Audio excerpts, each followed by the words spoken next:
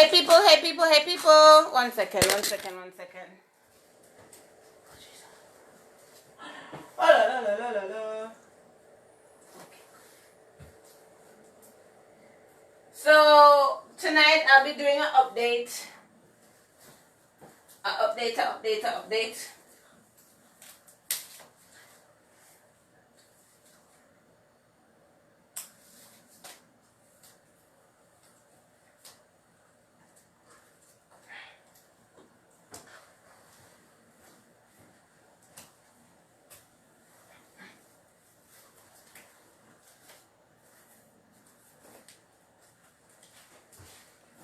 Okay, I'm back. All right, so I'll be doing an update tonight.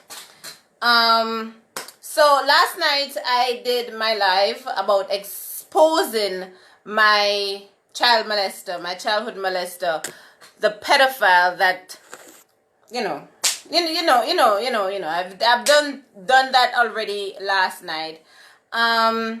This morning when I woke up, I put his picture out, everything. I'm like, listen, people, the church for years, I've been keeping this quiet. This is what this man had done to me when I was 8 years old. I heard he's been doing it to a lot more young girls when I was 8 years old in the church.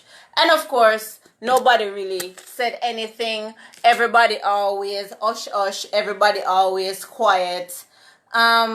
So I asked about this man a few years back, and of course, all the time nobody don't know. Everybody never know. Nobody know. So I did my own research with the whole saga the other day, with people saying it doesn't matter what happened, it done gone already, move on. And I'm thinking to myself that these kind of people don't stop. It don't matter if they have a child or they don't have a child, they don't stop. It starts somewhere. It have to take a certain kind of mentality to touch a child. And then they graduate. They keep getting worse and worse and worse. So first they start to touch the babies. Then they get comfortable enough to start having sex with these underage kids. Okay, it doesn't go away. It is something that is in them. And unfortunately, as a society, we're so used to it. We just accept it. I mean, okay, fine, back in the days, because women were less than and we never have a job and we were the stay-at-home mother and the stay-at-home grandparents, and we have to take whatever men did to us, to our fourth parents. That don't mean we should continue to take it. We break this generation, and I tell people all the time, it's chain reaction. And it's like we're so untouched, we become so numb when we hear about child molesters, and it just keep growing. And until we say, you know what, no, this should not be happening, stop, then it's not going to stop. Anyway, I did the live yesterday, and I shared this picture. Like, listen, if you're sitting next to this man in church, because of course he's always at church, if you're sitting next to this man at church, do not let him touch your child, because he's a pedophile, and this is me exposing him. For those who said, no man, let sleeping dogs lie, you should keep it on the hush hush, shut the hell up.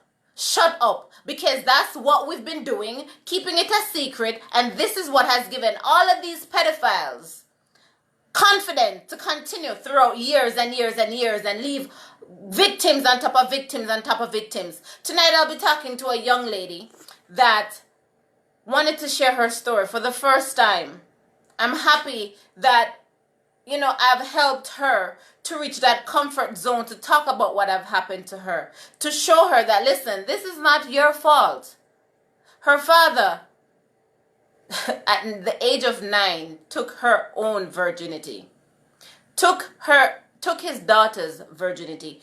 I will be talking to her in a few, but of course, like I said, with my own predator, my own pedophile, when I woke up this morning, I saw someone commented on my YouTube that the first thing they did was research him, search who, where he lived, all of that. And when they searched, they saw that he has been arrested and is now doing time in jail.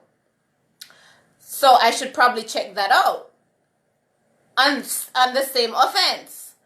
And I'm like, wow, okay, Because you know me, honestly, I wanted to see him. I wanted to confront him. I wanted to be that person where if I'm walking in town and I see him, me put my camera on Facebook Live. And I said, this is the man who molested me at 8 years old. This is the man who fingered me. This is the man who touched my breast. This man is a pedophile. And I wanted to insult him on top of my lungs, because unlike other people, I would not be afraid. Trust me, I would have said it loud and clear for people to hear.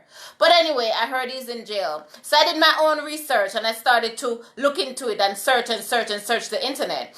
And yes, there was someone with the same name, and his name is not a common name. It's not like Jim Brown or John Smith. His name is Royland Pringle. That is a unique name. And they said the age was 60, serving life sentence for sexual intercourse with a minor. Arrested in 2015. It was sentenced in 2015, November. When I went back on his Facebook page, like most of you did, went on his page, you see that he joined Facebook in 2015. Of course, chances are to lure young girls in, because that's where you find most of them now. And his last post was July 2015. So, okay, fine. But then, with the help of friends and my, Facebook supporters, Unstoppable Nation, thank you guys so much. I could not be doing this without you. Teamwork made the dream work. And thank you guys so much. With the help of a lot of people, I realized that it's actually true. He is now in prison, serving a life sentence for committing the same act that he has been doing for years upon years upon years. And that's why I tell you people, Jamaica people, me no business in another country. I don't care about another country. If you all listen. But I'm pleading with my Jamaican people, stop accepting this culture where we think it's okay. Lord, man, I saw him stay, man. Me here say my raper, man, but I saw him stay. Me here say my pedophile, but you still send your daughter over there. Me here say him love molesting, but you still act as if you don't know what's going on. The only time you're supposed to be minding people's business is that kind of business. We need to stop. Stop acting as if it's okay. It's not okay. And you know what? Wesleyan Holiness Church, you ought to be ashamed of yourself. Wesleyan Holiness Church, whether Liquorport, Barrytown, Mobile, Falmouth, we're all over Jamaica. That's what I tell us to listen. You see them churches there, they need to burn down. And that's why when people burn them down, I don't give a shit. Because, hello, boy dolphin. Want me to say Pringle Pounder? Listen, the only thing most of these churches do is to hide the pedophile, hide the culprits. That's what they like to do. Hide under the umbrella to say, oh, I'm a church man. Look, I'm in church. But yet still, they're the one that's doing it. Yet still, they're the one that keep molesting kids time and time again. And that's why, listen, as adults, if you don't want to listen or don't want to listen, okay, fine. But at the end of the day, some of you adults are to be blamed. Shame on some of your mothers. Shame on some of your mothers that know what's going on and are still sending a picnic go look for the pedophile. Shame on some of your mothers. Because it's not like you don't know what's going on. You just prefer to give a blind eye and act like you don't know. Because, oh, it did happen to my grandfather or my grandmother. Because don't get it twisted, boys get molested too. Shame on you guys. Shame on some of your parents. Shame on some of your aunts. Because you know what? At the end of the day, most of you know what's going on. It's affected you guys before. But it's like, oh, well, it done happen already, so make it go on. No! We're going to stop it. We are going to stop it. And if you take me to come out all the time and talk about it and help women to start exposing these men, because, you know, at the end of the day, I know so enough of them women here, them still go say, well, I'm a baby father already, I love him. I'm a husband already, I'm not left. Oh, so who goes and put them at school? Like I said, Pringle already breed one little picnic. And you know what? As I said that, I remember when I was young, when I was 8 years old, 9 years old, 10 years old, going to that church. And listen, I don't forget nothing, you know. Liquorport Wesleyan Holiness Church and a set of cunts. I don't forget anything. Like I said yesterday, his wife couldn't have kids.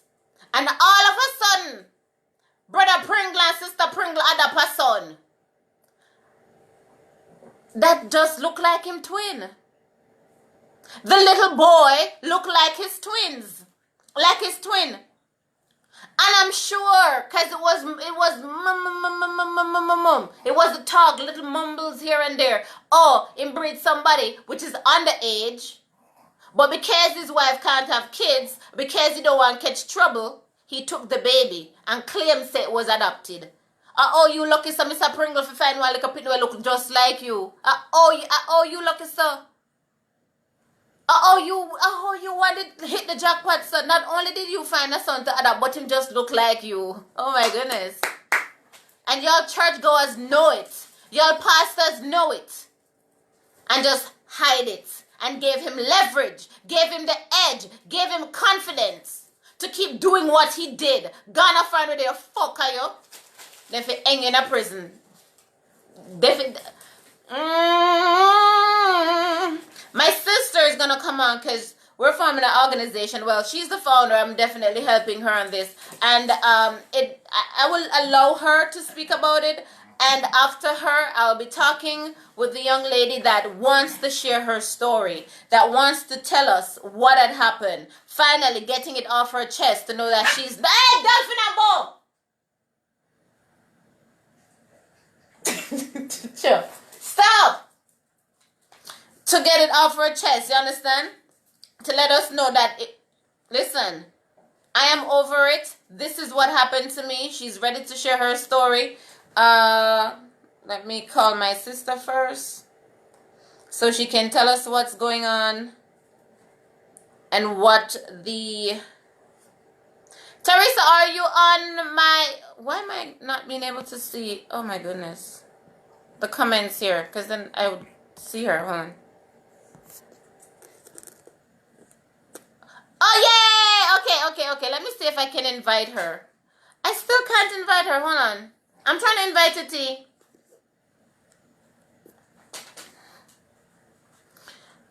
I don't know, man. Okay, you know what? Let me call you. I'm going to call you on Messenger because I don't know. Bo and Dolphin, be nice, please. Mommy say please. I'll put you out. Like how Caribbean people have put out them pitney. I mean, I have 2 dogs and then not even sleep out the door. And I could never even put my dogs outside. How Caribbean people say so? Oh, no love put out in the pitney so. And that's one of the things we have to stop is putting out our kids. We have to stop that. Okay. Let me switch my Wi-Fi because I don't know what's going on with this Wi-Fi. I'm going to call you on Messenger T, so get ready. We as Caribbean people need to stop, honestly stop, putting out our kids. That's something that they all love to do. Put out them pitney. Just to say, them have a house. Just to say, oh, it's my place. Stop. Okay.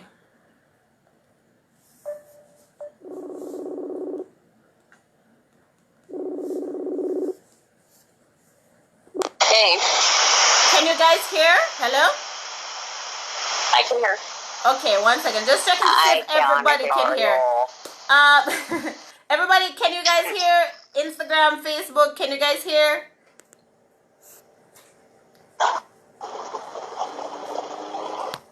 Just double checking. Okay, all right, perfect. Everybody, please let me preface this conversation by saying I'm driving. Okay, I'm in motion. Yeah, she's so driving. It might be in and out. spotty. Okay, perfect. All right, Sister Pooh, you are live. Can you tell us about the foundation and what the plans and where it's based? Yes. So let me preface a little bit about the origination of the foundation and why we're doing it and what exactly it is that we're doing. Last year when we started the Miss Montique pageant, one of our contestants was raped during the pageant. And when I took her, when she reported it to me, of course, I started going with her to get the match Hold on, Teresa, you're breaking up. Wait. Hello? Hello? Wait. Yes, can you hear me now? Okay, I can hear you now. Okay, you have to start over because I we can missed hear all you of that. clearly. Okay, well, we missed all of that, That's so fine. you have That's to fine. start over. Well, you know what? I am going to go through a really rough patch right now, so I'll try to do as quickly as I can. It's going to disconnect, but I'll call you back if necessary. But yes, so one of my contestants was raped during the pageant, and I had to talk her into reporting it. Just for the purpose of reporting it, because of course fear, reluctance, all of those things. When we tried to report it, it was the challenges that we experienced. I took her to have her to seek counseling, and just the information that I gathered from the process. Okay,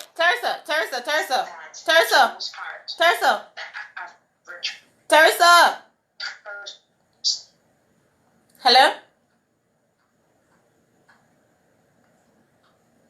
Okay, we're gonna go on and talk to our guests and wait, I gotta hang up. Hold on, let me tell her that it's better for her to do it when she stops. So we're gonna talk to our guest. Oh, I'm hoping that her connection is better. And let her share her story in. Are you ready?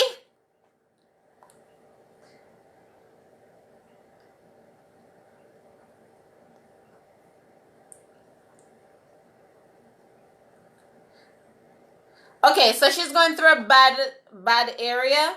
So I tell her I'll call her back. So I'm going to speak to our guest, and she's going to share her story about what happened, where it all started, and of course the typical question that we always ask: where was your mother? So we're gonna talk to her now. Let me call her.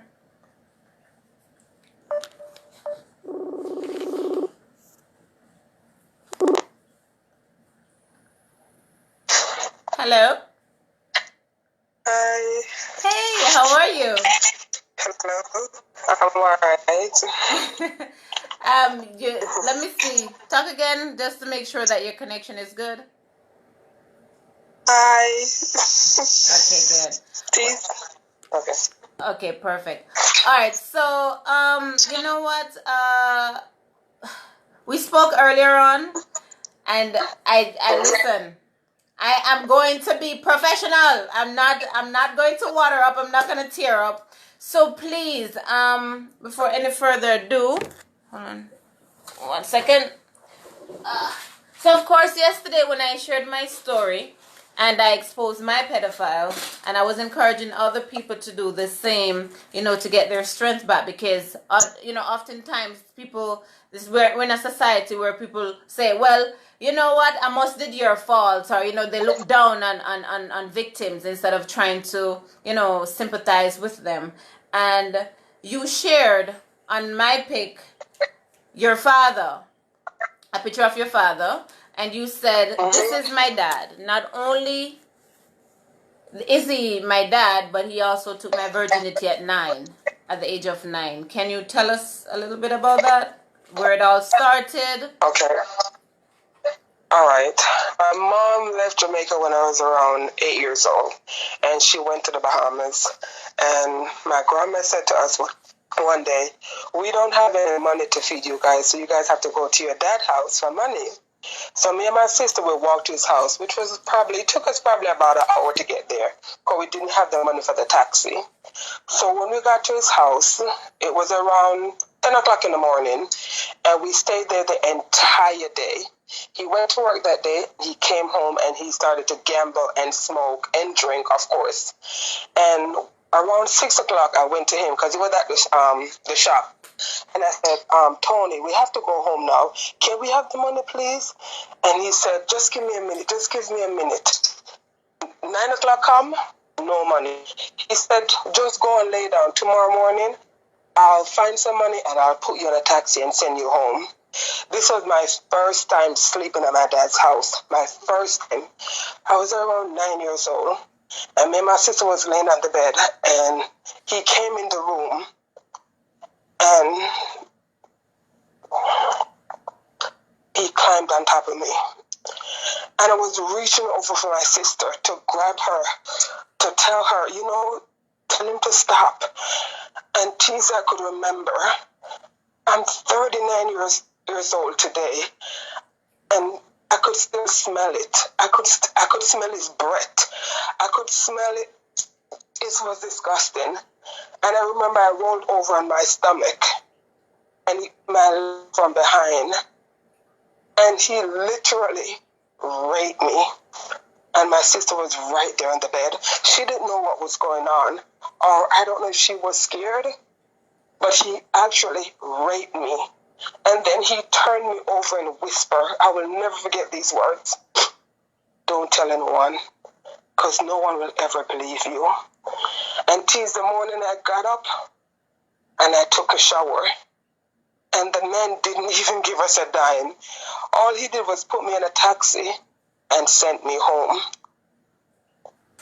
Teeze, my life hasn't been the same since. A couple months later, I remember I started smelling, and I looked on my penny and I saw discharge.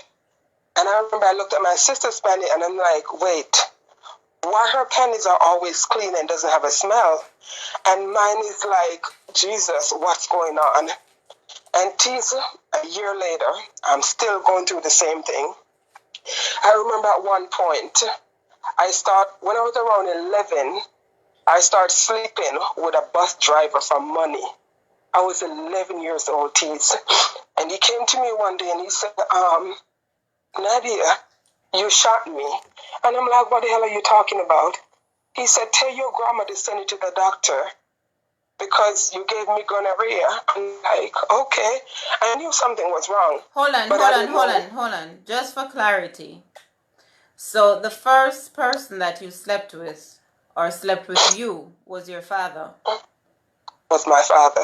The second person was the bus driver that you had to sleep with for money? The bus conductor. He was a conductor on the bus. He was a conductor. And he said to you at the age of 11 that you shot him. Yes. And for those people who don't understand the word shot, because I have Jamaicans on my page, but I also have people from different part of the world on my page. When someone says shot, it means you infected them. So at 11 years old, you infected him with what? Yeah, gonorrhea. So your father basically not only raped you, but gave you gonorrhea. He gave me gonorrhea. When I went to school, the teacher said, you can't stay in the classroom because you're stinking up the whole classroom. You have to sit outside. So most of the time, when I do get the chance to go to school, I have to sit outside because I was literally stink. When I say Teeze, I had to put toilet paper as a panty liner every day. At the age of 11? Every hour, from 9 years old. From 9. And your teacher never asked why you smell, or they didn't take it up as a concern to say, okay, chances are maybe something is happening at home and this child needs help. So your teacher just basically chased you out of the class without even trying to help. There was no guidance counselor at your school at the time? Teeze, no one. No teachers, no family member, no one was there. I had to sit outside. I remember one day I went home and I couldn't take it anymore, and I said to my grandma, I said, Grandma, can I go to the doctor, please? Because I'm sick. And she said, go away. I have no money for you.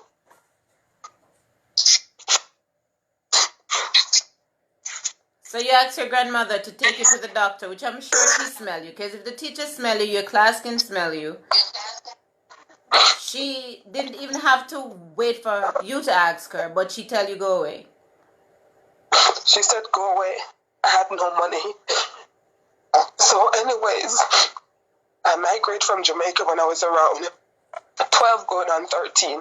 And I said, finally, I'm out of this abuse. I'm going to go to America and I'm going to start my life all over again. 1 second, just, because I have to ask you these questions for clarity. I mean, you are still underage. You're 13. How did you get to the U.S.? My mother, she left from the Bahamas and she came to America on the boat. Literally, she's stuck underneath. And she came to America and she married a man here, an older white guy. And within a couple of months, we were here. Okay. Me, my brother, and my sister. Okay. And we came here. Okay. When we came here, I said to my mom, at the time I weighed 87 pounds. I'll never forget it. I was 87 pounds when I came here in 1992. And I said to Mom, I said, I'm sick. Something is wrong with me. The first week, I said it to my mom, because I was sick, Teeze. I mean, when I say sick, I walked with bending over, because I had so much pain from the gonorrhea, because I had it for years. So she asked the pastor. Because at this point, you're at 13, and you had been infected with gonorrhea since the age of 9, and it hasn't been treated. Yes. Okay. Yes. So she said to me, ask Pastor Roach to take you to the doctor. Because my mom, she was working a living job. But comes home every other weekend. So he took me to a doctor. And they had to give me penicillin shot in my bottom for 6 months.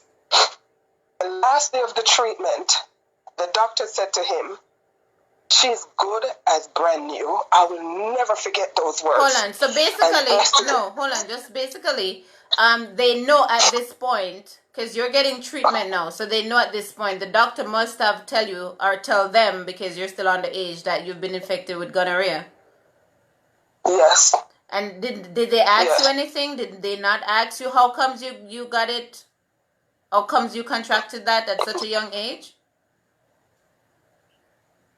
Teeze, growing up, people thought I was bad. People thought I was a whore. People in the community treat me like garbage. So by the time I get here, they didn't care about me, Teeze. Nobody cares. Nobody cared to even ask, where did you get it? Nobody cared to ask. Because my not even your mother, because now you're with her. Now I'm living with my mom. And she didn't ask. I'm living with my mother. No, T, she did not ask where I got it from. Okay. Continue. The day I came home from the doctor, that's the day the pastor started raping me. Because like the doctor said, she's good as brand new. Yes. Okay. That's when he started. Teeze, just imagine, I left Jamaica and I was coming out of the hell and I came to America and I'm back in the same goddamn thing again. And I asked him, I said, why are you doing this? And he looked at me and said, because I love you. What your dad did to you, he didn't do it because he hated you. He did it because he loved you. And this is the pastor. This was the pastor. And what was his relation? What was his relationship to your mother? Years later, I found out.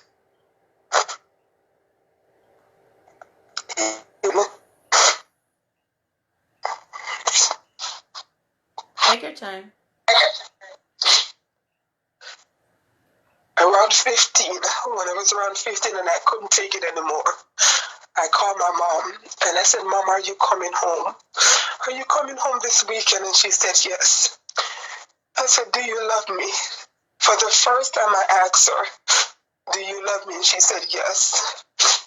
And I said, if you love me, when you come home, can you please talk to me? There's something that I need to tell you. Please. She said, what is it? I said, I don't want to tell you over the phone. Just come and talk to me. Teeze, she called him. She hung the phone up and she called him. And the reason why I know she called him was that night he came in my room. And this is my first time tell him exactly what happened because I don't reach to the point that I don't even care anymore.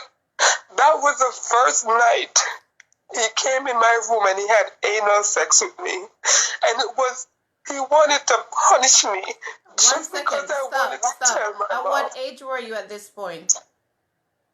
I was almost 15. So you're 14 and he had anal sex with you. Because people want to know, who was this pastor to your mother? What was the relationship? Why he took you to the hospital? Why was he in your house? Was it her boyfriend or something? His name is Pastor Roach. I even looked him up on Facebook yesterday. And the sad part about it, I heard he's an RN and he's working at a children's hospital in America, working with kids. Oh. Well, you know what you have to do, but still, you haven't answered the question. What was his relationship to your mother and you? Why he was so close to you? Okay. He was the one who got the guy to marry my mom.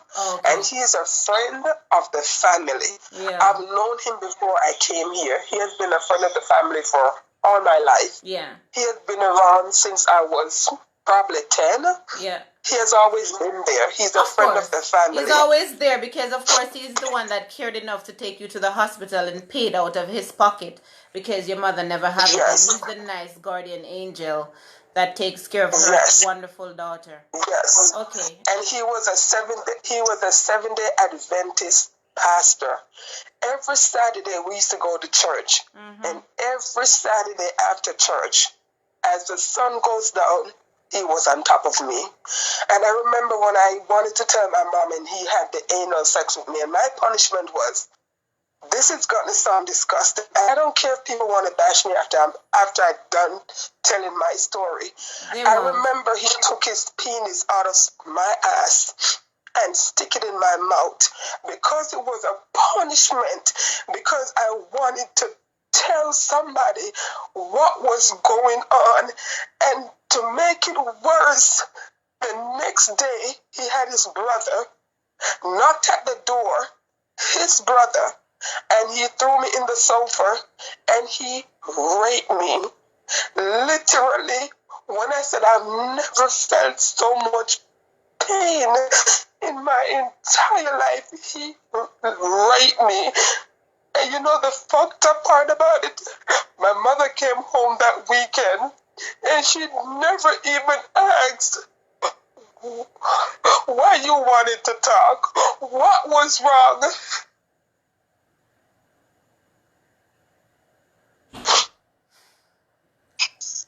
When I was around 5 months pregnant, the same pastor took me to have an abortion. Teeze had to rip that child out of me. But wait, who did you get pregnant for? Who did you get pregnant for at the age of 15? The pastor brother. Oh, the one that raped you. Peter. Yes, his name is Peter Roach. He was the one, because the pastor always protects himself. Or he never comes inside of me. He always makes sure of that. But the brother, I guess he just didn't care. And it was just a one-time thing. He just came. He didn't even say hello to me, Teeze. When he knocked on the door, I just opened the door. And he didn't even say hello. He knew I was home alone, I guess. And he did what he did. And the sad part about it, I had to tell the pastor I was pregnant because I had no one else to talk to. He was the only one. He was like the only one there. And he brought me to have the abortion, and I did the abortion, and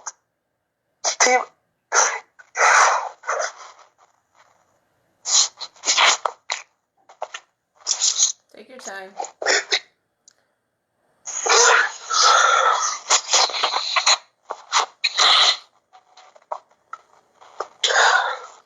Take your time. I'll give you a minute. And people, her story, I'm sure, is touching you guys like it have done already for me. Her story is deep, and you know what? I applaud her for sharing it, and I wanted her to share it because this is what is happening in society. This is what happens when you act as if, oh, pedophilia is okay. This is what happens when you turn a blind eye to someone that is getting molested. Because then they know, these men, they know that these women, these babies, doesn't have anyone to talk to. And what did I say yesterday? Or what have I said time and time after again, when I do my live? These men know who to target. They target the poor people, the poor little girls that can do better.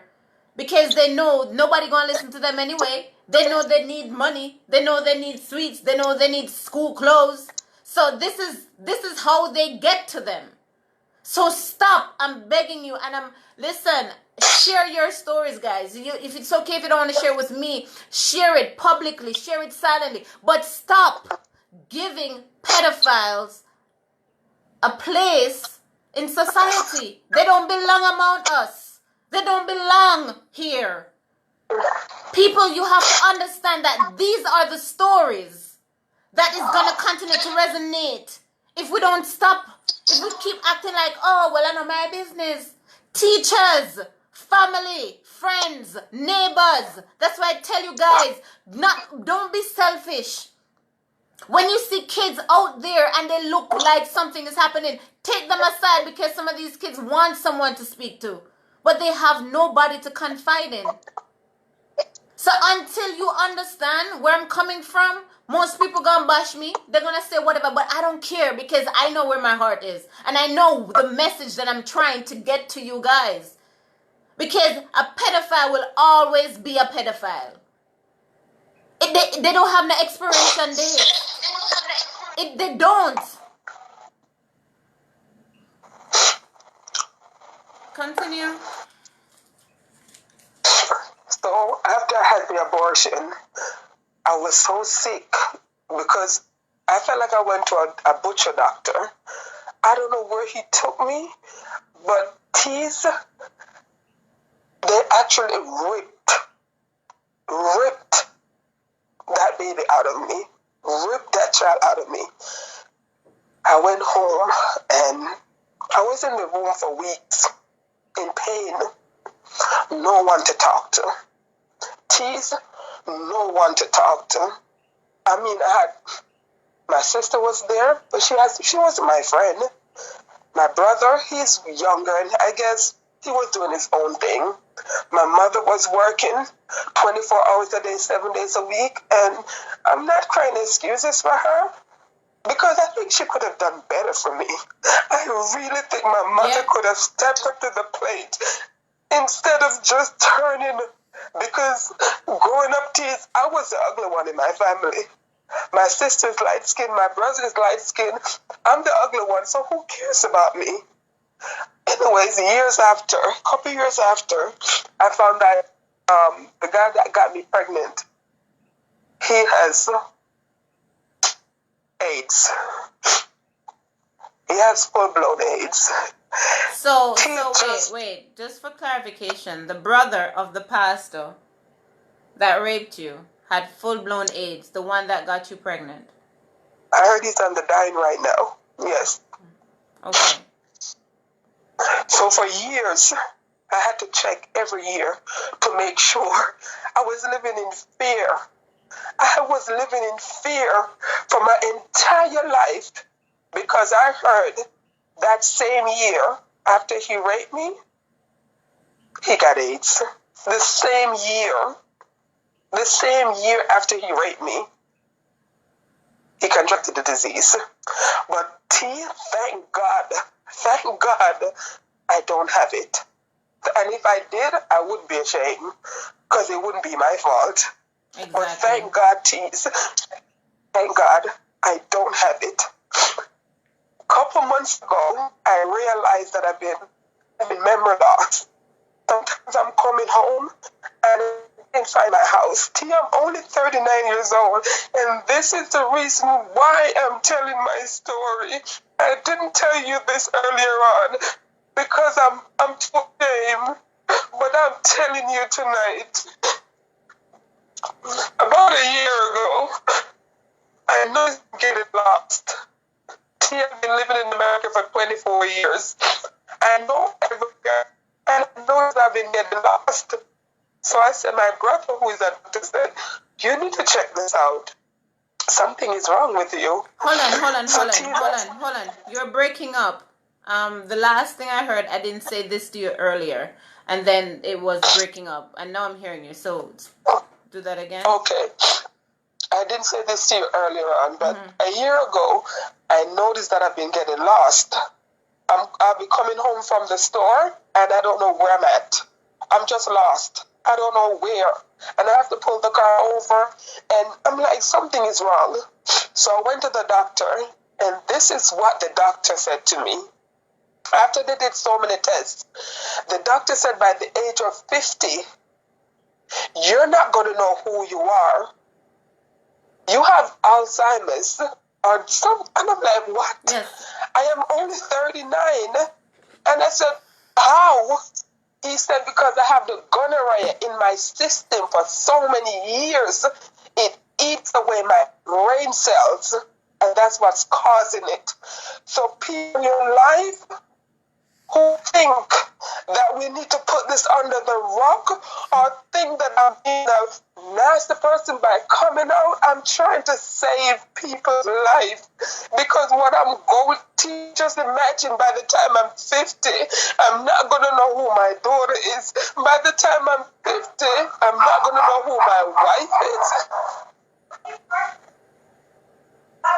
That's what I'm going through, Teeze. So I'm still suffering. What my dad did to me from 9, I'm still suffering today, Teeze, at the age of 39. Have you seen your father since? Yes. When was the last time you seen him? Yes. Do you have a relationship with your father? Teeze, every time I go to Jamaica, he works in the Livingston market. He sells meat. And every time I go to Jamaica, I go in that market just to look at him.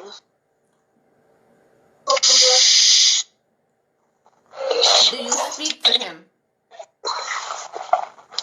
I haven't spoken to him for probably 2 years now. But before 2 years ago, were you speaking to him? Yes, Teeze. Why? Teeze, I have no idea.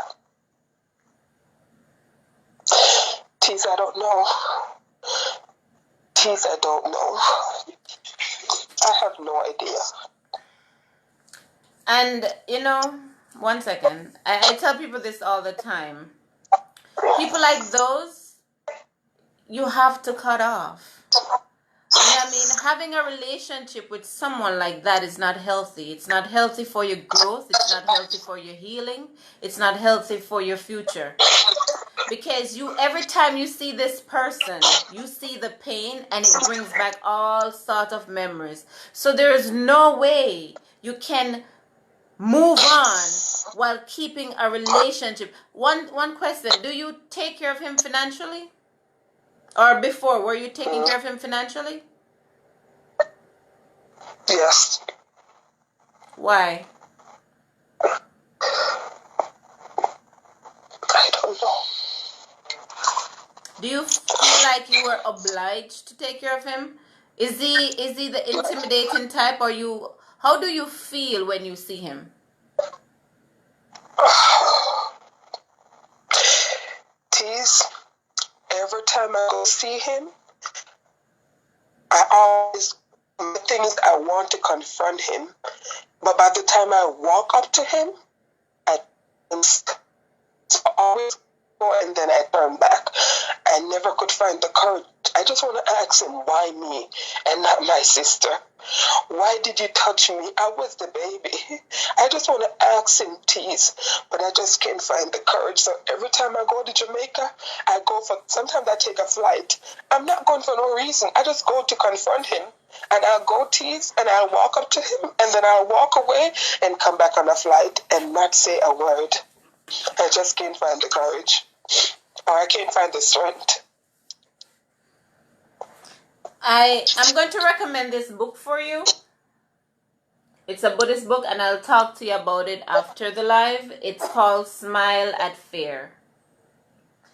This book will help you along the way, and that's one of the things where I tell people all the time, mindful meditation, it's very important because you find yourself in a different dimension. You find yourself deeper than just sitting here talking.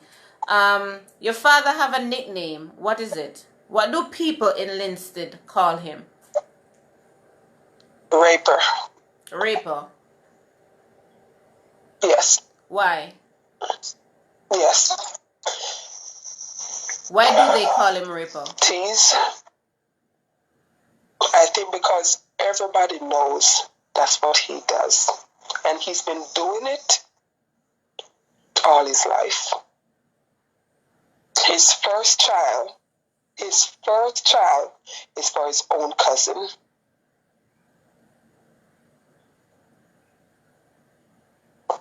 Which means it goes back to what I said earlier, that Jamaicans, the community, the country, we know the people, we know them. And then what we do, we just sweep everything under the carpet and act like it's okay. So we know a man is raping his own kids. We know a man is raping kids in the community. So what we do? Yo, the man there rapper. No one go on rapper. Are you name rapper? From today, me I call you rapper. And then all is well. So then just call him rapper. Just because they know what he's doing, but nobody's doing anything to stop it. Yes. A couple years ago, I went to Jamaica, probably 9 years ago, and I saw one of my sister, and she looked like something was wrong with her. And I called her to the side and I said, "What's going on?" I said, "I'm going to ask you something. Tell me." I said, "Is my dad touched you?" And she said, "Yes." I went to her mom and I said, "I'll give you whatever you need.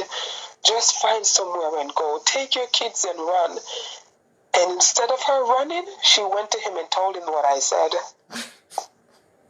Of course. Of course. And they're still with him now?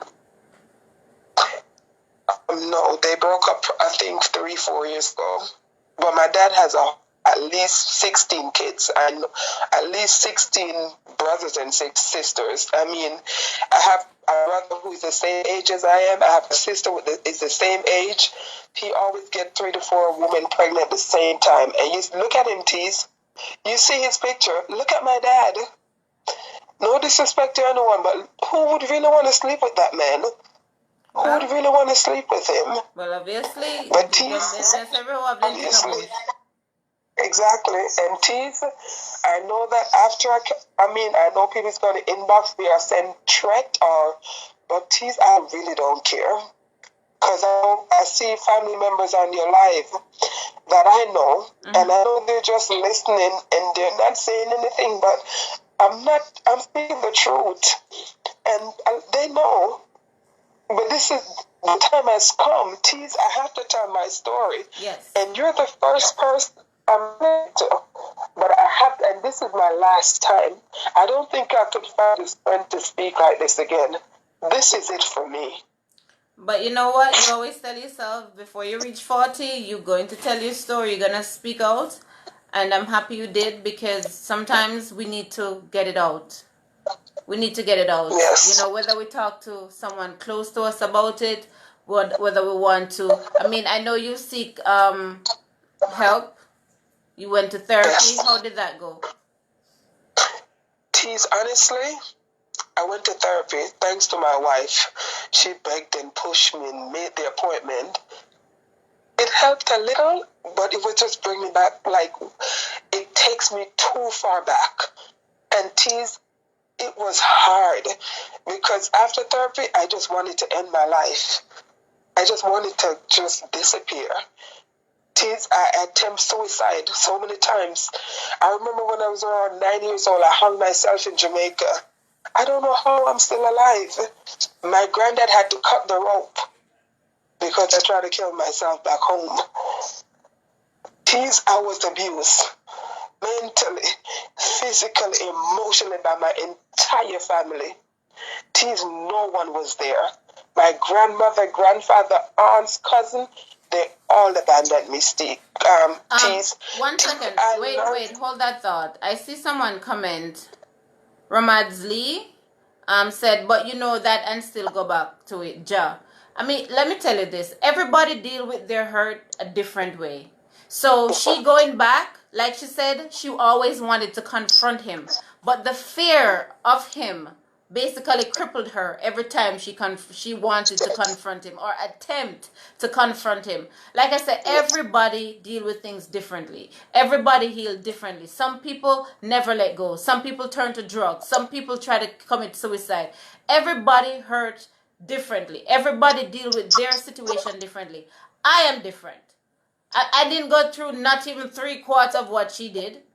And I don't even speak to my mother because I know the kind of person she is. She's an opportunist. And I'm not going to. In order for us to heal, whether it's big or little, in order for us to heal, we have to cut some people off. And that's why I tell people all the time, it's not about you being angry. Like people dog out Dalton. Oh, you need to forgive him mother. Who said he didn't forgive his mother? The man obviously said he forgive his mother, but he just don't want to be around her. He don't want to be with that kind of energy. And I understand. Because people will tell me, oh, you need to forgive him. Why do you think I didn't forgive her? Not because I'm not talking to her means I haven't forgiven her. I've forgiven her for my own peace. My own peace of mind. And she is where she is. I don't wish any ill will for her. And she's fine where she is and I'm fine where I am. Because some people will drain your energy. Some people don't mean you no good.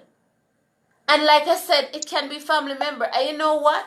I see someone saying, oh, as much as I'm heartbroken by this story, I do not agree with Teeze. Being a Christian, I believe that you should make peace with your past. It's hard, baby, but forgive him. Like I said, she has made peace with her past. She has gone to counsel. She has seek therapy. But like I said to you earlier before this live, I said you need to confront him. He is, like we said, the favorite in Linstead Market. Everybody have raper, big friend. Oh, raper, me love raper. But you guys know he's a raper, but still healing. Still, come on. What's wrong with society? And they're quick to judge you. Not nobody here, but I'm just saying overall in the community, like you said, everybody talk bad about you. Everybody are the whore because they're the black one. And that's how we are as a society. And we have to share our story in order for people to realize what they've been condoning. In order for people to realize that this what we've been doing is hurting us as a nation. Hurting us as women. Or hurting little girls. How can you see a child come to school smelling bad and just send her out a door? And that's why I tell people poverty is a crime. To be poor is a crime. Because you have the pedophiles that prey on these young girls and take advantage of the situation. Take advantage of the situation because they know they can't do no better. And that's why I said to people, stop having kids you can't afford because this is the story that they end up with. Some people, boy, it better them just have a pit now. So no, because this life is not life. This is not quality life. Who want to suffer like this throughout their life? Who wants to suffer like this? Who really would want to exchange them life and have this story? Who would really want to exchange and say, you know what? Let me live your life. I wouldn't mind having this story. Nobody wants to have this story. And I tell you this, do not let them put fear in you because that's how they think they have won. And like I tell you earlier, you need to face him. You need to go in a Linstead Market with a loudspeaker and the people that knows him and call him raper and know what he has been doing all these years and the fact that he's still down there touching your little sister and her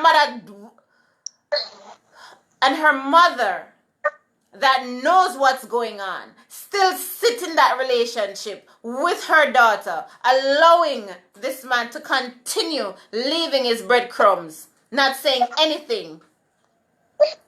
Some of you ladies are to be ashamed. Some of you ladies that sit in relationship like this with men are to be ashamed of yourself. Should be ashamed of yourself. And if you know this is going on and do nothing to help young girls, you should be also ashamed of yourself.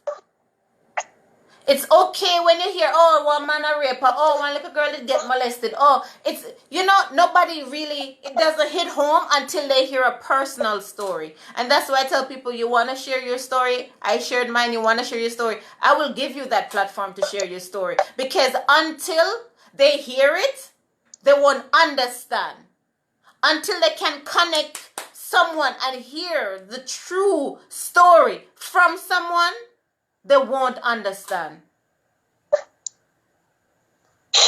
Do you talk to your mother now? Yes, I do. Do you? Yes, I do. Have you ever asked her about why she left you? Have you ever told her what happened to you, or even give her a little bit of hint? Yes, I told her, and she said she could hold her hand up to God, that she didn't know anything, so she's not to blame. She's not the one to be blamed, because she could hold her hand up to that, not know what was going on. So she's basically oblivious all her life to what has been going on. Yes. And Teeze, for the lady that made the comment, I'm not mad at her. Why? Because my entire family, they said the same thing too. Why I keep going back, why I didn't say something, why I didn't do this. I get the blame for what I went through, so I'm not going to be mad at her. I'm not mad at her, because I don't think she knows better. So I'm not mad. You don't be mad at her either, because I hear it all my life. No, but you know what? In order for you to heal, like you said, she said, oh, I didn't know what was going on. I think, honestly, you need to take yourself away from these people. You honestly need to take yourself away from these people. Because, yes, they're blood. Yes, they're family. But it's the people that have your best interest at heart that means you good. Sometimes it's not family that helps you out. It's friends. Sometimes the people that hurt you the most is the one that are closest to you, that the same blood run through their veins. The ones that are called family. So I honestly think the only way you're going to move forward, you're almost 40. The only way you're going to move forward is to start a new chapter. And your story, darling, like I said, we spoke about this earlier on, and I said, you're that big foreign. You understand? You're that big foreign where there's a lot of opportunity to turn this. You're sitting on millions, honey.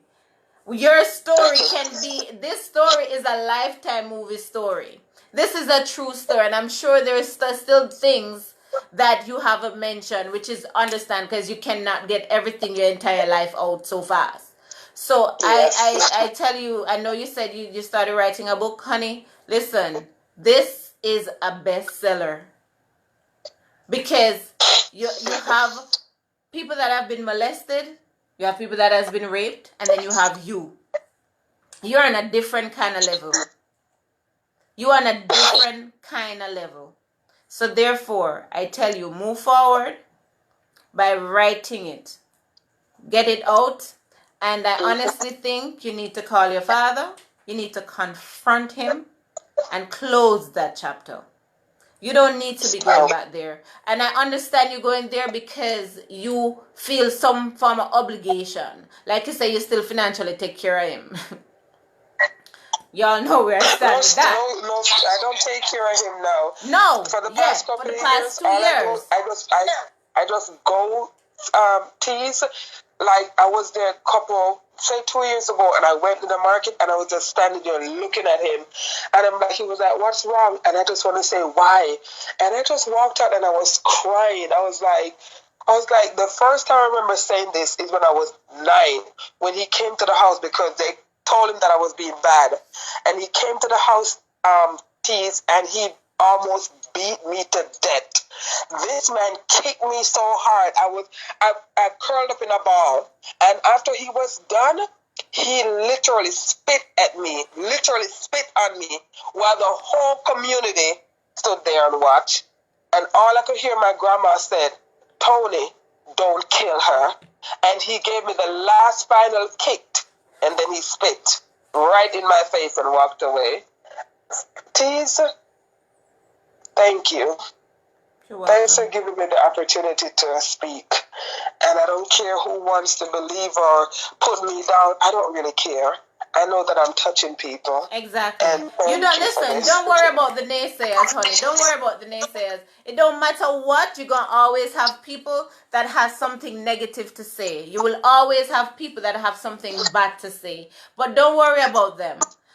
Like I said, your story tonight have found a place in the heart of a lot of people that have watching it, and you are going to make a difference. You are making a difference, but you also have to look out for you. So I want you to go look in the mirror, and I'm giving you some of my energy. This is what I do. Looking at the mirror and tell yourself, who do I need? Who do I need in my life? Not want. Who do I need in my life? Who makes a difference in my life? You write it down on a piece of paper. I'm sure your paper now got too big. And the others, you ask yourself, who have hurt me that I don't need in my life? And whoever you put on that paper, honey, you take away yourself. Because like I said, people like that, all they're going to do, continuously drain your energy. Your father kick your dung, and spit at you. And for whatever reason, you think you need to go back. For whatever reason, you think you still needed to be there financially for him. And let me tell you something. These are some of the same parents that demand things out of you. You see how old he's getting now? And that time he go tell us, say, listen, you need to do this, and I need this, and I need that. And that's why I tell people all the time that don't know people's stories. Stop telling people, but if you're obliged to take care of parents no matter what, don't listen to them. And I say this all the time on my page. People know their own struggles. People know their own pain. Don't listen to people. Don't make other people make you feel bad. Imagine if you hear this young lady on the street say, oh, if my father dropped down dead, I'd provide 10 penny more than give him $1. How many of you watching would be quick to judge her? Lord, the Bible say, honor your parents, honor your mother, honor your father. And the Bible say, and it don't matter what, you should take it. And I say, shut up. Shut the hell up. When you hear people say whatever they say, let them be. Because you don't know their story. You don't know their story. They don't know their story. Oh, Teresa is still driving. Okay, Sisipu. You don't know their story. So stop telling people that they oblige. Stop telling people that it don't matter what. You should take care of your parents. No, you don't have to. You don't have to. Take care of those who took care of you. Take care of those who takes care of you. Put those first who put you first. People who had your best interest at heart, take care of them. Love them. Give them back what they gave to you. You understand? And like I said, don't worry about the naysayers. Just know at the end of the day, you did what you had to do. You're stronger now. You're moving on. And don't look back. And when I say no look back, I mean burn the bridge. Burn it down. Burn down the whole island with the bridge and take a plane and leave that place. Because you don't need to be going back there. And I honestly want you to face him. Tell him what he did. Yeah, you have to tell him, because you know them people that go say they don't remember. Them always don't remember. They always forget. They are so selective with memories. And I want you to tell him. I want you to look him in the face. And tell him.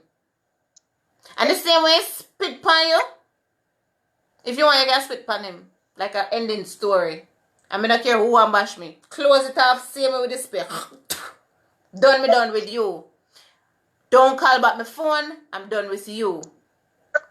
You understand? You have to cut those people off. Just like how they don't remember what happened, you go to forget them and just forget everything that happened and move on. You understand? You have to. Otherwise, it's going to consume you. And probably the best thing that might happen to you in order for you to forget them is the Alzheimer's. And you don't want that. Because that would go back to where he benefits again and he win, because all of that is coming from what he did to you. Yeah. May I tell you say you're strong because I pies them a long time. And tell him say, and when him a dead, me tell him say me pies you nasty Mr. Father man. You know. Darling, thank you so much for sharing your story. What do you have to tell people out there that is watching with kids? With kids, what do you have to tell them to what should they look out for in case, you know, their kids are going through something similar and don't know how to say? What are the, you know, what are the actions? What, you know, what should you look for? Or what should they look for? The ones that act too nice, especially their stepfathers, the ones that always want to take them to school, the ones that always invite them to church, the ones that always say, oh, she's not a bad child, she's okay, the one that always give them treats. They're the ones to look, the one that the nice one. Oh, let's go to church. No wrong. See the one that always say, oh, your daughter ready? Oh my God, I'm lying. Let's go to Sunday school. Look out for them, because the pastor did it to me. And where is he now? Where is he now? Because we have to expose him. You need to pastor is working in he's working in a hospital as an RN. And he's working on the children's ward. And I'll tell you, I'll inbox you where he works. And his name is Clifton Roach.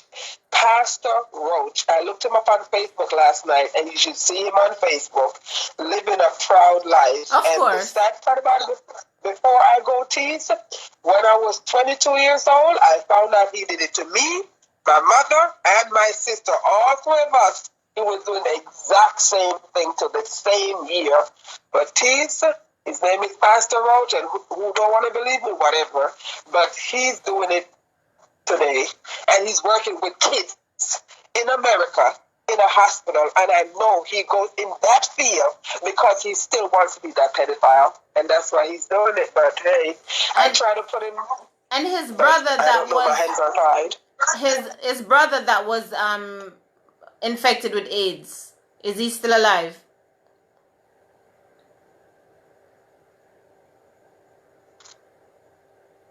I heard he's on the dying because he has this for probably 16 years. So I heard he's very sick, and his name is Peter Roach. And he's also on Facebook? They're on Facebook. Okay, so Peter Roach. Peter, you know cockroach? Yes. Roach. That's how you spell it. Like how you spell cockroach? Yeah. Roach. How ironic. So Clifton Roach and Peter Roach, both of them are on Facebook. Okay. Thank you for sharing your story. And you know what? If you share his picture on, because I cannot take up that on my page. I'm not going to share his picture on my page like that. If you share his picture, I will share it from your account to my page. That's up to you. Okay. All right? Because people like this need to be exposed, especially when they so want to keep doing what they do to go into the medical field, of course, as a what they call it, pediatrician. Okay? Yes, and he's still a Seventh-day Adventist pastor. Of course. He's still a Seventh-day Adventist pastor. Of course, they're not going to stop. They're the pastors. Oh, of course. Anyways, but that's how they recruit. Right? That's how they get the next victims in church, because everybody's so most people are so vulnerable in church, and they just have to act like the nice church man, and that's it. They lure them in. Thank you so much, honey, for sharing your story. I will definitely call you when I'm done. I'm going to see Teresa. Are you in service now? Thank you so much. Thank you so much. Thank you so much. All right, cool. Bye bye.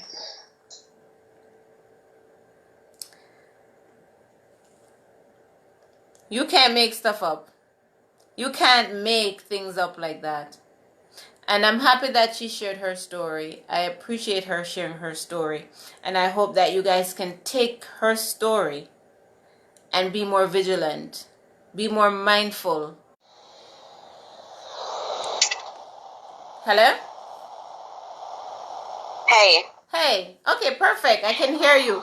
Okay, so tell us about the foundation and the benefits and what motivates you to form this foundation.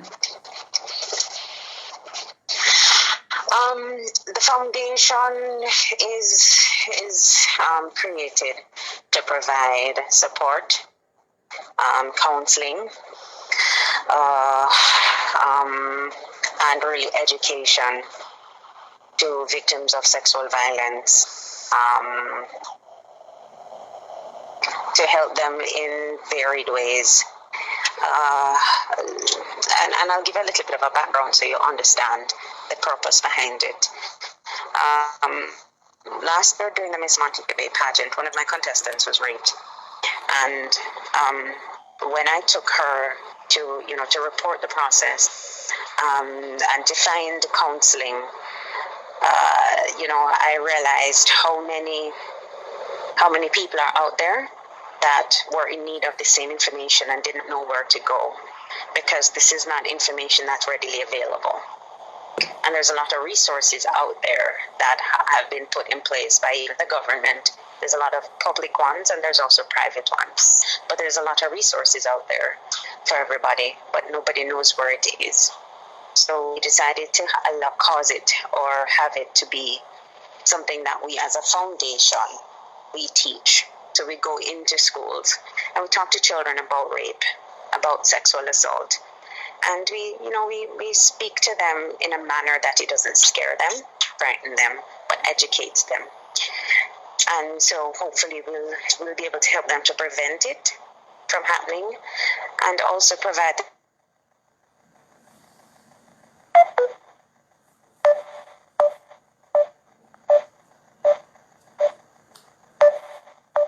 Connecting. the information so if it can go, who they can talk. Teresa.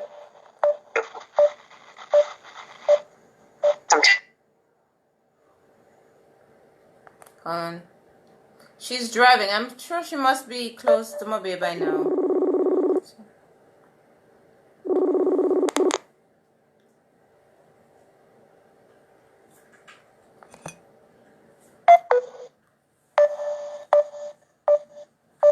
Okay. So what? Hello? Aren't you close to range yet? I can hear you now. Okay. All right. So continue. Yeah, but I don't know the last thing you heard. Tell me the last thing you heard. Oh, the last thing you said is going into school to educate the kids on rape. Right. So we go into schools and we educate from all ages, the small children to the older ones, and even in workplaces we educate adults. We not just educate them on rape, but we also educate them on the resources. One of the things that we discovered is that if you're planning on reporting your rape and having your attacker brought to justice, there are certain steps that you need to take in order to preserve evidence and all of those things. And of course, my contestant did not know that. So, in order for your case to be stronger. So, all those little things that the regular person would not know until it happens to you. We hope it doesn't, but if it does, you're armed with all the information that you need beforehand. Right. So the foundation, one of the initiatives is really to be able to create awareness, just to educate, and we'll do it consistently, and we'll provide those necessary resources. And if you just need somebody who's been there, who understands, that you just want to talk to, that will listen. Again, we as a foundation, we don't provide counseling, but we'll connect you to the people that can provide you counseling. Any information that you need on the legal aspect of it, we can tell you that there's no statute of limitation on rape, so it doesn't matter how long it's been, you can report it. There's a catch to that, because, you know, of course, if it's a very long time, you need physical evidence in a court that helps to make a case stronger. But the older your case is, the harder it is for you to have physical evidence, and therefore, you know, without evidence, you don't have a strong enough case, or a case might not be very strong, but does not mean that you can't take it to court. The court will hear it. Okay. And we have organizations, like I said, and these are all over Jamaica. Some of these organizations are all over Jamaica. They provide resources all over Jamaica, and a lot of them are free. So there's even one organization that provides court prep. So they will help you to get prepared for court. They will be with you to provide support, you know, for you to go to court. So we're here to provide whatever necessary information that you need. You know, God forbid you should be raped, or, you know, just any information you need regarding the procedure, the process to go through courts. We have attorneys on our foundation as an attorney, and he's also a former police officer. Okay. So, you know, we have all the resources that you need under one umbrella, so you don't have to go searching in different places for it. You'll get it all in one place. And if you have a question that we've never heard before, we'll go figure it out and help you with the answers. Okay. I know you have a Facebook page that you literally made last night. Can you tell us the Facebook page and the Instagram? Yes, it is Miss Montego Bay Foundation. It's on Instagram. We're now available on Instagram. We're now available on Facebook, and we're encouraging people to share your story, to talk about it. Your healing comes from being able to talk about what you've experienced. And some people, you know, one of the first things that rape does to you, it victimizes you, and sometimes it shames you. But you have to realize that you were the victim. You didn't do anything wrong. And that's the first thing you have to realize. And you might be afraid, no, but it doesn't mean that you'll be afraid forever. And part of you taking control back of your life, part of you gaining the self-control that you need, is to be able to talk about it, and talk about it boldly. You start with baby steps, you know, talk about it behind closed doors. But your confidence you develop through life, and to be able to move on with your life without those issues that you might have as a result of being violated in that way. Starts with you being able to talk, and finding that you are not alone, finding other people talking starts that conversation. And that's really what we want to do. We really want to let you know that you're not alone, because rape is such a silent thing, and especially in our culture, everybody feels like they need to be quiet, and it doesn't. One, it shames you. It makes you feel like you did something wrong, so you need to be quiet about it. And it also strengthens and enables the attackers to continue, because we're keeping their secret. True. I totally agree. If nothing else, and one too, as a society, because we're so quiet as attackers, you know, as rape victims, it creates those negative emotional issues in our lives that stays with us forever. It protects our attackers, and what it also does, it gives us a false sense of security as parents. Because we don't know that the person living next door to us has raped somebody, because that person never said anything. So we entrust children to be with that person. Or it could be a teacher, it could be even a doctor or a pastor, as we all know that this stuff happens in the church. So it gives us a false sense of security, and we feel confident leaving our daughters by themselves, or even their sons, or send them to shop by themselves, or send them to school alone, walking how far to bus stop, leaving them home alone, leaving them with all kinds of people, not realizing that these people can be molesting our children. Exactly. So we operate with this false sense of security because we don't know that it's happening, because we keep quiet. So one, we need to let parents know that it's not safe. Some of these practices are not safe. It is not as great as we think it is. And it outs the attackers, and it starts the healing process for the victims. Yep. So we need to start talking, and one of the main initiatives for this foundation is called Time to Speak. Because right now, Trisha, it is time for us to start talking. I totally agree. Thanks so much, Sissy We Pooh. need to start talking. Yep, we have to. So guys, please go to our Facebook pages, share your stories, and encourage other people to share their stories. And you'll realize that we have a network of strong women, because that's where it starts. And like Call Me Destiny says, of people that are here to support each other. Okay. Thanks, Sissy Pooh. You're breaking up again. I'll call you when I'm done. Thank you. You're welcome. I love you, and I'm very proud of you. Thank you. Bye. Love you too. Bye. Thank you guys. Thank you so much. I see Call Me Destiny on my IG said it's not even afraid to talk. Oh wait. No, the other one that she said. Hold on. I'm trying to find it back. Hold on. Jeez, it went up. Well, basically, she was just saying that it keeps happening because people are always afraid to talk. And that's why I'm here to say, ladies, we have to stop. The only way this is going to stop if we get up and start talking. Take it off, open your mouth. We have to start talking, because what our silence have done throughout the years is given pedophiles strength and courage to continue to leave their breadcrumbs along the way. Like you see, Pringle, Pastor Pringle, that has molested me at 8 years old, finally got life in prison 2015 at the age of 60, because he never stopped. He never stopped. So stop thinking, oh, it done and gone already, let it die down. No. That's why in the US you have sex offenders. You have to register so they know where you are, because people realize that these people have no stopping.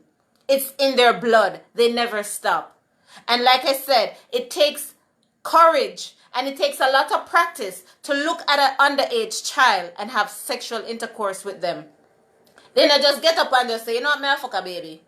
It starts with the touching. It starts with the Mr. Walker situation. And then it grows into something more.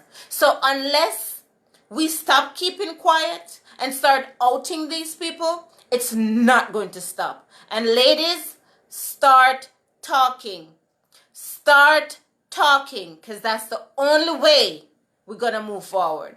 That's the only way we're going to show them that this is not acceptable. And for little boys, men that have been abused, that have been sexually abused, come out as well, because it don't happen only to women. I know it also happened to men. So please, everybody, get your voice, stand up, speak up. Otherwise, it's going to happen to your granny, it's going to happen to your mother, it's going to happen to you, and it's going to happen to your kids and your grandkids and your great-great-grandkids if we sit down and keep our mouth shut.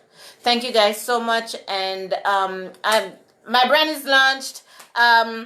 Check out whoisteeze.com, www.whoisteeze.com. You'll see the merch on it for all those who has been asking me about the waist bead, the flash tattoos, everything, t-shirts and all. If you're in St. Martin, you can find Teeze merch at Flaunt Boutique, Front Street. Teeze shoes collection, waist beads, you name it, shirts, yeah. flash tattoos, got them. If you want to order them online, definitely check out www.whoisteeze.com and also on IG whoisteeze.com. Thank you guys so much for keeping me company. Thank you, sweetheart, for sharing your story. Appreciate it. And not just listen, guys. Move forward with using her story to make you realize that you have to be vigilant with men around your kids, with uncles, with brothers, with everybody. Don't trust nobody with your kids. And if you're not a parent, it's okay to still look out for somebody's child. If you see a young girl smelling, don't run them away. Sometimes they need somebody else outside of family to talk to, outside of family to vent to. So be that platform. Be that person that the pitney around at the back, with the picky head and the dirty clothes can come to you and talk to. Okay? Thank you guys so much. I'm out. Don't forget, check out Teeze online and on IG, whoisteeze.com, Instagram, and website. Thank you guys. Peace out.